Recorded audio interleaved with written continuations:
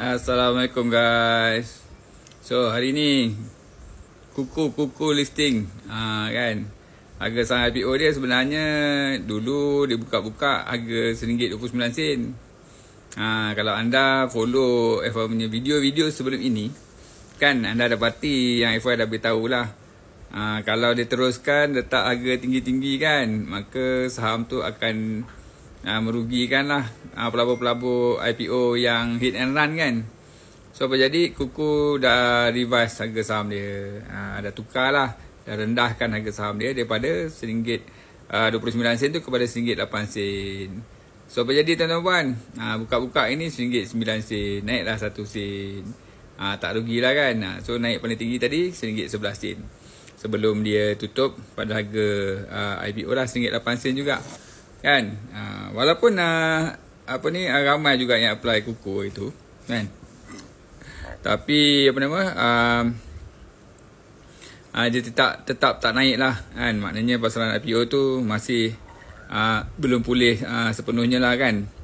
Cerita dia, TA bagi fair value 131, Mercury bagi 133, M Plus bagi 153, begitu juga dengan Rakuten. Tapi still ia tidak memberansangkan lah. Dalam arti kata lain kan, pasaran IPO masih lagi belum pulih sepenuhnya. Kalau anda lihat PMI, ASM pun sama juga kan. Nanti FYCL lah, oversubscription diorang kan yang rendah tu kan. Dan untuk pengetahuan tuan-tuan puan, PMI akan listing 17 hari bulan ni kan. Akan listing 26 hari bulan ni kan, 2 hari lagi. Lepas tu ASM pada 2 bulan 7 dan PMCK pada 9 hari bulan 7. Semua saham-saham Ace Market. Kuku ni main market lah kan. Kalau anda lihat yang lain-lain tu kecil-kecil saja kan, harga pun murah-murah. PMI 27 sen, ASM 17 sen, PMCK 22 sen kan. Tapi itulah cerita dia. Walaupun harga saham murah, tetapi pelabur-pelabur runcit nampak gaya masih lagi menunggu dan lihat. Kerana sentimen-sentimen yang ada di Bursa Malaysia pada ketika ini tak berapa cantik kan.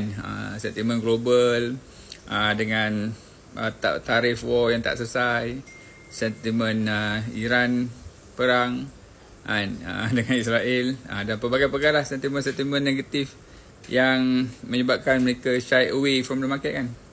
Apa-apa pun kita tunggulah sampai IPO sihat, kita masuk balik. Alright.